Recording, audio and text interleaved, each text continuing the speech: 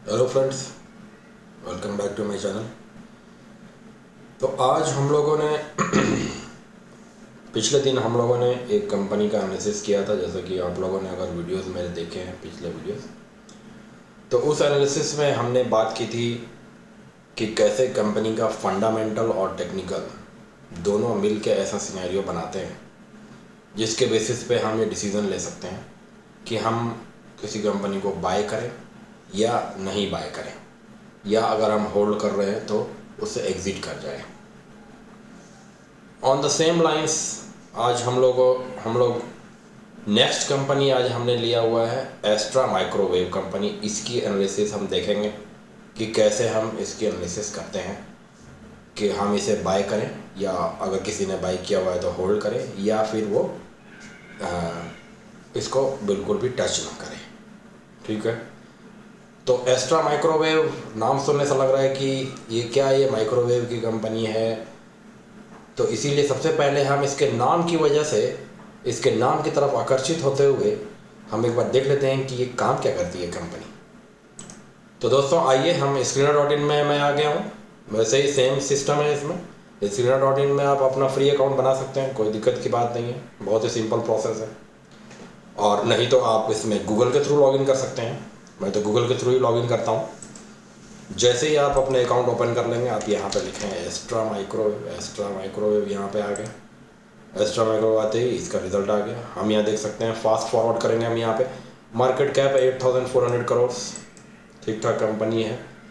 Small cap में ही है ये अभी भी, मिड कैप की तरफ बढ़ता हुआ। बुक वैल्यू 102 रुपीज़ है, current market price 900 rupees. P ratio 70 है। तो पी रेशियो के लिए, अगर पी रेशियो हमें हमें कैसे पता चले कि ये पी रेशियो सही है या पी रेशियो गलत है? तो एक्चुअली पी रेशियो का कोई एब्सोल्यूट वैल्यू जो है वो कोई बेंचमार्क के रूप में हमारे पास नहीं है। हम नहीं जानते हैं कि क्या 10 का पी अच्छा है। हो सकता है कि किसी स्टॉक में 10 का पी है बट वो फिर भी लेने लायक नहीं है, देखने से चीप लग रहा है कि 10 का पी है, 8 का पी है। जैसे कि बहुत सारे पीएसयू बैंक्स हैं। ठीक है, मैं मोमेंटम ट्रेडिंग की बात कर रहा हूँ। मैं ये नहीं बोल रहा हूँ कि लॉन्ग टर्म में पीएसयू बैंक्स को कोई लेके होल्ड नहीं कर सकता है, वो एक डिफरेंट डिसीजन होगा। But from traders perspective, from by करके कुछ प्रॉफिट मिल के और हम निकल जाएं, वैसे पर्सपेक्टिव की बात अगर हम करें तो 10 या 8 के पी रेशियो उस एब्सोल्यूट फिगर से हमें कुछ खास समझ में नहीं आएगा। हमें कैसे समझ में आएगा कि कौन सा पी सही है? तो हम उसे कंपेयर करेंगे उसके पीयर्स के साथ। यहाँ पे पीयर्स में हम देख सकते हैं कि कुछ भी कंपनी नहीं है यहाँ पे पीयर्स में। तो ऐसे केस में फिर हमारे पास कोई रेफरेंस नहीं है। लेकिन अगर हम किसी दूसरी कंपनी का एग्जांपल ले लें, फॉर एग्जांपल अगर मैं टीसीएस ले लूँ, ठीक है, जस्ट फॉर टेलिंग यू कि पी रेशियो कैसे हम कंपेयर कर सकते हैं। तो टीसीएस को अगर हम कंपेयर करें तो यहाँ पे हम देख सकते हैं कि बहुत सारे सेम लाइन के कंपनीज इस लिस्ट में आ चुके हैं। टीसीएस, इन्फोसिस, एचसीएल, विप्रो, ये सारे के सारे सॉफ्टवेयर सर्विस प्रोवाइडर्स हैं। LTI-Mindtree। अब यहाँ पे हम देख सकते हैं कि क्या इनका पी क्या चल रहा है, 33, 29, 27, मोर और लेस 30-40 के आसपास है ना। 20 से 25 से 30 के आसपास है, किसी का 60 भी है, परसिस्टेंट सिस्टम्स। और मीडियन पी जो है वो 36 है, इन सभी का जो एवरेज है। अब यहाँ पे हम इस बेसिस पे हम ये बोल सकते हैं कि अगर हमें यहाँ पे कोई स्टॉक मान लीजिए 10 या 12 के पी पे मिले, जहाँ की एवरेज 36 है, और अगर उसके फंडामेंटल्स अच्छे रहे, profit and loss, balance sheet, cash flow, ये सारे इसमें जो भी एस्पेक्ट्स हैं अच्छे रहे, और अगर उसमें उस कंपनी में कुछ नया वर्क ऑर्डर उसे मिला हुआ हो, कोई नया कॉन्ट्रैक्ट मिला हुआ हो, किसी कंपनी को उसने एक्वायर किया हो अभी रिसेंटली जिससे बिजनेस बढ़ सकता है, इस तरह के कुछ फंडामेंटल फैक्टर्स भी अगर उसके साथ जुड़ जाए, तो ये बात कहने में गलत नहीं होगी कि वो 10 पी वाली कंपनी जो अभी दिख रही है वो बहुत ही जल्दी फ्यूचर में मे बी 20 पहुँच जाए, मे बी 30 पहुँच जाए। ठीक है, तो ये हमारा एक लाइन ऑफ साइट वाली बात है ये, कि ऐसे हम सोच सकते हैं कि कैसे हम पी रेशियो को अब उसके पीयर्स के साथ कंपेयर करके उसमें जो बिजनेस में क्या फ्यूचर प्रोस्पेक्ट दिख रहे हैं उसको देख करके, और हम ये डिसाइड कर पाएँ कि उसे हमें लेना चाहिए या नहीं लेना चाहिए। चलिए वापस चलते हैं, पी रेशियो देख लिया हमने, एस्ट्रा माइक्रो में वापस चलेंगे। एस्ट्रा माइक्रो में वापस आ गए हैं। यहाँ पे ROC 18 है, अच्छी ROC है। Return on capital employed, return on equity 15% है, अच्छी बात है। Return on equity, return on capital employed 10% या कह सकते हैं 15% के ऊपर अगर है, और अगर इसका एक अच्छा ट्रैक रिकॉर्ड है, may be we can say 5 years और 10 ईयर्स इज़ इवन बेटर, तो ऐसे में हम ये बोल सकते हैं कि रेगुलर कंपनी ने इनकम जनरेट किया हुआ है अपने शेयर होल्डर्स के लिए। कंपनी ने अपने इंटरनल वर्किंग में ऐसा उसे स्ट्रीमलाइन किया हुआ है कि रेगुलर ग्रोथ दिखा रही है कंपनी, चाहे वो सेल्स के रूप में हो या प्रॉफिट के रूप में हो। कंपनी ने अपने जो एक्सपेंसेस हैं उसे अंडर कंट्रोल रखा हुआ है और ग्रोथ फेज़ में है कंपनी, और इसी वजह से शेयर होल्डर्स का जो कंपनी के ऊपर विश्वास की बात कर सकते हैं कि बहुत ही स्ट्रांग है। और इसीलिए बायर्स जो हैं, जो बड़े पैसे वाले हैं, जो एक्चुअली कंपनी के स्टॉक को ड्राइव करते हैं, वो हायर रेट्स पे भी ख़रीदने के लिए तैयार हैं, कंपनी में पैसे लगाने के लिए तैयार हैं। और इसी वजह से रिटर्न ऑन इक्विटी बढ़ती जा रही है। हर साल रिटर्न 10% 15% कंसिस्टेंट रिटर्न दे रही है, क्योंकि लोग हायर प्राइसेस में ख़रीदने के लिए तैयार हैं। क्योंकि लोग क्यों ख़रीदने के लिए तैयार होंगे? क्योंकि लोगों को उसमें वैल्यू दिख रहा है कि may be 10 years down the line ये कंपनी और बड़ी हो सकती है, और अच्छा कर सकती है, और एक्सपेंड कर सकती है, राइट। जस्ट मैं अपना थॉट प्रोसेस आपको समझाने की कोशिश कर रहा हूँ। क्विक हमने इसके ऊपर बात कर ली, जल्दी से आगे बढ़ेंगे बिना ज़्यादा समय दिए हुए। सेल्स में हम देख सकते हैं यहाँ पे ग्रोथ सबड्यूड ग्रोथ रहा है, 2019 तक ऊपर नीचे होता रहा है ग्रोथ। ये 2019-18 में भी कोरोना का असर हो, उसके बाद से इसने अच्छा पिकअप किया है। 650, 700, 820, 910, राइट, बढ़ता जा रहा है, सही है। नेट प्रॉफिट जो है वो भी 2021 के बाद से बढ़ रहा है, ठीक है। Return on equity last 10 years में 11% है, नॉट बैड। CAGR 10 ईयर्स में 20% है, कंपाउंडेड एनुअल ग्रोथ रेट है ये, मतलब हर साल कंपनी ने जो ग्रोथ रेट दिखाया है वो 20% का ग्रोथ रेट है। प्रॉफिट ग्रोथ जो है वो 9% है, सेल्स ग्रोथ 6% है। तो 9% प्रॉफिट ग्रोथ है, सेल्स पर ग्रोथ 6% है। ज़रूर इसमें अदर इनकम भी है, अदर इनकम भी हम यहाँ देख सकते हैं 780A वाला लाइन जो है, अदर इनकम भी है कंपनी का, लेकिन ये काफ़ी छोटा पोर्शन है सेल्स का। चलिए कोई बात नहीं, पैसे आ रहे हैं तो हमें क्या प्रॉब्लम है। Equity capital reserves and surplus बढ़ता ही जा रहा है, 900 करोड़ के आसपास पहुंच गया है। बोरोइंग हम देख सकते हैं, बोरोइंग भी कंपनी ने लिया हुआ है। एक्सपेंशन का समय है, बोरोइंग 1/4 ऑफ रिजर्व्स है ना। तो उस हिसाब से हमें कोई अलार्मिंग सिचुएशन बिल्कुल भी नहीं है यहाँ पे। डेट टू इक्विटी रेशियो कहने का मतलब है कि सही है। बोरोइंग की बात हो रही है, और यहाँ अदर लायबिलिटीज़ तो हम रहने ही देंगे। टोटल लायबिलिटीज़, फिक्स्ड एसेट्स, ठीक है, ये सारी चीज़ें ठीक है, कोई सोचने की बात नहीं है ज़्यादा। Cash from operating activity, cash from operating activity हमें देख सकते हैं कि नेगेटिव है। नेगेटिव कैश क्यों है भाई ऑपरेटिंग एक्टिविटी में, ये एक समझने वाली बात है। देखिए कंपनी कभी कभी क्या हो जाता है कि कुछ नए प्रोजेक्ट्स अगर डाल रही है कंपनी, है ना, या मतलब एक्सपेंशन के फेज़ में कैश फ्लो कभी कभार ऑपरेटिंग एक्टिविटी में रियलाइज़ नहीं हो पाया, कुछ कैश कहीं अटक गया, मे बी गवर्नमेंट के प्रोजेक्ट्स ये करती जा रही है, पैसे वापस नहीं आ रहे होंगे, ऐसी ही कुछ बात होगी जिसकी वजह से कैश इसका नेगेटिव है। यहाँ पे तो इसने प्रॉफिट दिखाया हुआ है 121 करोड़ का। कैश फ्रॉम ऑपरेटिंग एक्टिविटी इसकी नेगेटिव क्यों है? मेरा समझ यही है कि मे बी इसको कैश रियलाइज़ नहीं हुआ होगा, है ना, कैश रियलाइज़ नहीं होगा गवर्नमेंट से, कुछ पेंडिंग होगा कैश। वो कैश जब आ जाएगा तो ये इससे कहीं ज़्यादा पॉजिटिव हो जाएगा, क्योंकि ये भी मिल जाएगा और नेक्स्ट ईयर का भी मिल जाएगा, तो डबल हो जाएगा कैश। तो ये इसका चलता रहता है। हम देख सकते हैं कि हर साल इसने प्रॉफिट किया है, बट यहाँ पे हम देख सकते हैं किसी ईयर में 114 है, किसी में -26 है, किसी में -5 भी है, किसी में 59 है, 179 है। तो ये इसका चलता रहता है, रोटेटिंग काइंड ऑफ इसका चलता है। तो सबसे पहले अब ये ऐसा क्यों हो रहा है और मैं क्यों बोल रहा हूँ कि शायद इसके कैश रियलाइज़ नहीं हुए हैं, इसके अकाउंट में पैसे नहीं आ पाए हैं जो इसने काम करके डिलीवर किया हुआ है। ऐसा मैं क्यों बोल रहा हूँ, क्योंकि हम इसके लिए कंपनी के बिजनेस को देखते हैं। Astra microwave product is engaged in the business of design, development and manufacture of subsystems for radio frequency microwave system used in defense, space, meteorology and telecom। तो डिफेंस का प्लेयर है ये। बेसिकली गवर्नमेंट को कुछ काम वाम माइक्रोवेव, रडार वगैरह ये सब के रिलेटेड काम करके इस कंपनी ये देने का काम करती होगी ये कंपनी। Design, development, manufacturing, supply of high value added RF and microwave super component subsystems and systems finding for defense, space, telecom, civil। ठीक है। मेजर रेवेन्यू इसका 48% डिफेंस है। ये सब गवर्नमेंट के कंपनीज डिफेंस वाले इससे सामान खरीदते हैं, जो भी ये प्रोडक्ट अपना बनाता है। एक्सपोर्ट हो जा रहा है 48%, मीटियोरोलॉजिकल 1%, स्पेस एंड अदर्स 3%। तो मेजर चंक जो है वो गवर्नमेंट से आने का है और एक्सपोर्ट भी हो रहा है।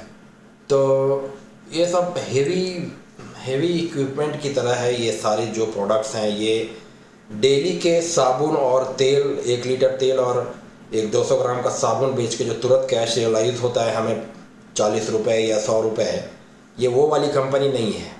हम ये देख सकते हैं ये हेवी इक्विपमेंट बनाती है और इस तरह के इक्विपमेंट से पैसे तुरंत रिलीज़ नहीं हो पाते हैं। अगर गवर्नमेंट ने इसके सामान खरीदे भी हैं तो इमीडिएटली इसके पैसे रिलीज़ नहीं होते होंगे और मे बी इसी वजह से कैश फ्लो जो है इसका कभी कम होता है, कभी ज़्यादा होता है। मे बी 5 ईयर्स में ये जो है वो मोटा मोटी ठीक हो जाता है।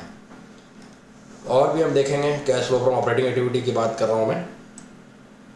ठीक है। अब काफ़ी सारे ऑर्डर्स हैं इसके पास, 400 करोड़ का ऑर्डर है। बहुत ज़्यादा तो नहीं बोलेंगे। Total order book of 1870 crore का ऑर्डर बुक है। ठीक है।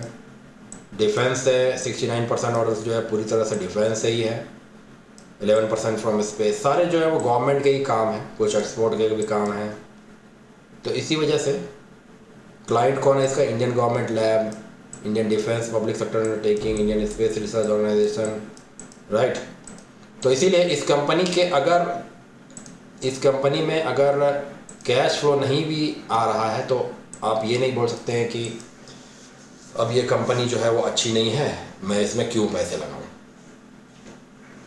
क्योंकि लोग इसे इस वक्त जो इसके कैश आ रहे हैं जनरेट, इसकी वजह से इसमें पैसे नहीं लगा रहे हैं, इसकी वजह से इसका पी नहीं बढ़ रहा है। दोस्तों, इसका पी इसलिए बढ़ रहा है क्योंकि लोग इसमें फ्यूचर पोटेंशियल देख रहे हैं, क्योंकि लोग देख रहे हैं कि इंडिया का डिफेंस एक्सपेंडिचर जो है वो बढ़ेगा। इंडिया जैसे जैसे सुपर पावर बनता जाएगा, डिफेंस में एक्सपेंडिचर बढ़ने से इस तरह की जो एस्ट्रा माइक्रोवेव टाइप की कंपनी है उन्हें और ज़्यादा ऑर्डर्स मिलेंगे।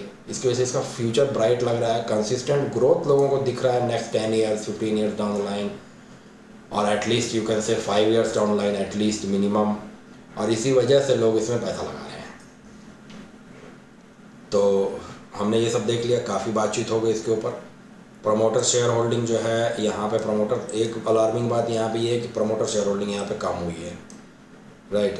प्रमोटर शेयर होल्डिंग क्यों कम हुए ये हमें देखने वाली बात है। ये एक नेगेटिव फैक्टर हो सकता है हमारे लिए, अनलेस कि हमें समझ में नहीं आया कि ये क्यों। अगर हमें क्लियर पता चल जाए कि ये क्यों हुआ है।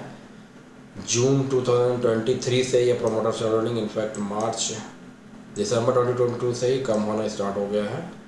FII का शेयर होल्डिंग इसमें बढ़ा है और DII इसका शेयर होल्डिंग भी इसमें बढ़ा है। पब्लिक का शेयर होल्डिंग इसमें थोड़ा कम हुआ है। तो FII और DII ने इसमें अपना इंटरेस्ट दिखाया है, ये एक अच्छी बात है हमारे लिए।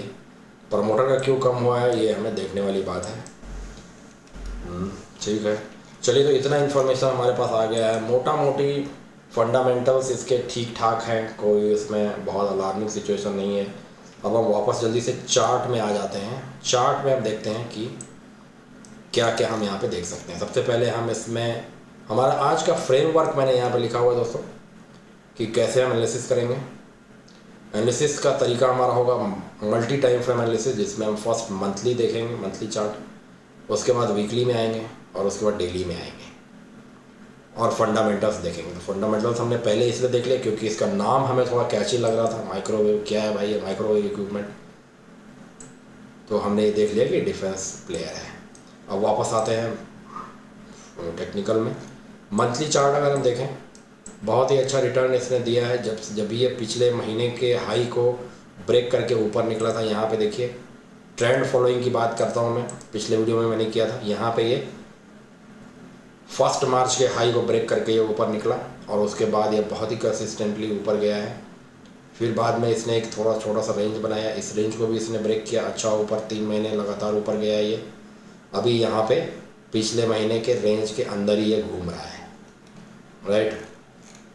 लॉन्ग टर्म में देखेंगे तो 20, 22, 25 रुपये पे इसकी लिस्टिंग हुई थी, वहाँ से 200 रुपये गया, वापस फिर नीचे आया और काफ़ी समय के बाद इस 200 रुपये के लेवल को ब्रेक किया इसने 2021 में, और यहाँ से फिर ये 900 रुपये तक आ गया है। डिफेंस प्लेयर है, अच्छा इसका फ्यूचर तो ब्राइट दिख रहा है अभी फ़िलहाल, जैसे इंडिया डिफेंस के ऊपर फोकस कर रही है उस हिसाब से इसका चार्ट भी ये बता रहा है कि ग्रोथ इसमें चार्ट में क्लियरली दिख रहा है कंपनी का, इक्विटी टर्म्स में ग्रोथ। अब हम वापस आते हैं वीकली टाइम फ्रेम में। वीकली में आ गए हम। वीकली में अभी करंट सिचुएशन क्या चल रहा है। करंट सिचुएशन में इसने इस ट्रेंड लाइन को यहाँ पे ब्रेक किया था, उसके बाद इसके ऊपर क्लोज करते ही ऊपर निकला, वापस एक छोटा सा ट्रेंड लाइन यहाँ पे इसने ब्रेक किया, फिर से ऊपर निकला, वापस अभी इसने एक ट्रेंड लाइन बनाया हुआ है। वीकली में एक ट्रेंड लाइन बना हुआ है, हम देख रहे हैं ऊपर से नीचे आता हुआ ये trend line. Stock up trend में है। अप ट्रेंड की परिभाषा हमने पिछले वीडियो में देख ली थी कि हायर हाई और हायर लो बनाता हुआ अगर स्टॉक ऊपर जाए तो हम ये बोल सकते हैं कि ये अप ट्रेंड में है, और वैसे ही लोअर हाई और लोअर लो बनाता हुआ अगर नीचे जाए तो हम ये बोल सकते हैं कि डाउन ट्रेंड में है, राइट। इसको निकाल देंगे। वीकली में भी हमें देख सकते हैं ट्रेंड लाइन बनाया हुआ है। डेली में आके देखेंगे क्या हो रहा है। डेली में भी हम देख रहे हैं कि ट्रेंड लाइन बना हुआ है और काफ़ी समय से ये इस ट्रेंड लाइन को फॉलो कर रहा है। 19 जून से 1 महीने से भी ज़्यादा हो गए, ऑलमोस्ट 2 महीने हो गए हैं, 1.5 महीने हो गए, और ये इसी ट्रेंड लाइन को फॉलो कर रहा है। अभी देखिए ट्रेंड लाइन को फॉलो करता हुआ ये 50 मूविंग एवरेज तक आ गया है। चार्ट में मैंने कौन कौन से मूविंग एवरेजेस लगाए हैं ये भी आपको बता दूँ। ये 50 मूविंग एवरेज है, ये 200 मूविंग एवरेज है। ये 2 मूविंग एवरेज ही मैं फॉलो करता हूँ, ज़्यादा इंडिकेटर्स वगैरह मैं फॉलो नहीं करता हूँ। और वॉल्यूम में भी मूविंग एवरेज मैंने लगा के रखा हुआ है, ये भी 50 मूविंग एवरेज है वॉल्यूम में। तो सिंपल सिनेरियो जो कल हमने पिछले वीडियो में जो हमने देखा था कि बाइंग के लिए हमारा क्या सिनेरियो रहना चाहिए, तो सिंपल सिनेरियो यही है कि इस ट्रेंड लाइन का ब्रेकआउट अगर ऊपर की तरफ इस कंपनी में मिले और प्रीवियस कैंडल के हाई के ऊपर अगर ये क्लोज हो जाए, इस लेवल के ऊपर क्लोज हो जाए, देखिए ये वाला जो कैंडल है 23 जुलाई, यहाँ से इसका ये वाला हाई का लेवल बन रहा है, इसके ऊपर क्लोज हो जाए, ट्रेंड लाइन का ब्रेकआउट हो जाए, 50 मूविंग एवरेज के भी ऊपर रहेगा, ये 200 मूविंग एवरेज के ऑलरेडी ऊपर है। ऐसे सिनेरियो में अगर यहाँ पे वॉल्यूम भी हमें बढ़ा हुआ मिले, अबव एवरेज वॉल्यूम मिले, तो ये सिनेरियो जो है ये एक पॉजिटिव सिनेरियो बनेगा इस स्टॉक के लिए। और क्या सिनेरियो हो सकता है यहाँ पे, देखिए दोस्तों, एक बार फिर से मैं बोलना चाहूँगा, पिछले वीडियो में मैंने ये बात करी थी कि हम यहाँ पे किसी भी स्टॉक का रिकमेंडेशन नहीं दे रहे हैं। मैं कोई भी बिल्कुल क्लैरिटी के साथ ये बोल रहा हूँ कि सिर्फ़ और सिर्फ लर्निंग पर्पस के लिए ही हम हर एक तरीके से स्टॉक को एनालाइज करने की कोशिश कर रहे हैं। और मैं किसी को भी नहीं बोल रहा हूँ कि मेरी एनालिसिस को देख के आप कुछ भी कोई भी कंपनी ख़रीद लीजिए। और इसी वजह से अभी नेक्स्ट वीडियोस में मैं कुछ वैसे कंपनीज़ का भी एनालिसिस करने वाला हूँ जो कि बिल्कुल भी ख़रीदने लायक नहीं है। आप देखेंगे कि वो क्यों ख़रीदने लायक नहीं है, सारे डिटेल में बताऊँगा वीडियो में। बट कृपया करके ये स्टॉक रिकमेंडेशन बिल्कुल भी ना समझें। अभी यहाँ पे अगर ये दूसरा सिनेरियो ये हो सकता है कि ये और भी नीचे आ जाए और उसके बाद फिर ये और नीचे आकर के ऑलमोस्ट अपने 200 मूविंग एवरेज तक आ जाए, तो ये दोनों सिनेरियो इसमें प्ले हो सकते हैं। अब सिचुएशन यही है कि जब तक स्टॉक यहाँ पे इस ट्रेंड लाइन के नीचे है तब तक ये डाउन ट्रेंड में ही कंटिन्यू हो रहा है। ऐसे भी इस वक्त में ये लेने लायक नहीं है दोस्तों। तो ये रिकमेंडेशन की तो जो मैंने बात करी, तो ये ख़रीदने लायक इसलिए नहीं है क्योंकि यहाँ पे ये इसने अपना ट्रेंड लाइन का ब्रेकआउट भी नहीं किया हुआ है। ख़रीदना और नहीं ख़रीदना ये पूरी तरह से आपके जो इन्वेस्टमेंट एडवाइज़र्स हैं उनकी सलाह लेकर ही करें। यहाँ पे सिर्फ हम सीखने की बात कर रहे हैं। इनफैक्ट मैं तो ये सोचता हूँ कि कंपनीज़ के नेम भी हम हाइड कर सकते हैं, बट नेम हाइड कर देने से फिर फंडामेंटल्स और जो कंपनी के न्यूज़ रिलेटेड चीज़ें हैं वो आप समझ नहीं पाएंगे, जो कि एक इंट्रिंसिक और बहुत ही इंपॉर्टेंट एस्पेक्ट ऑफ एनालिसिस है। तो आशा करता हूँ कि ये वीडियो आपको समझ में आया होगा और अच्छा लगा होगा। चलिए फिर मिलते हैं एक दूसरे वीडियो में, ऐसे ही एनालिसिस के साथ बने रहिए मेरे साथ। Thank you very much, bye.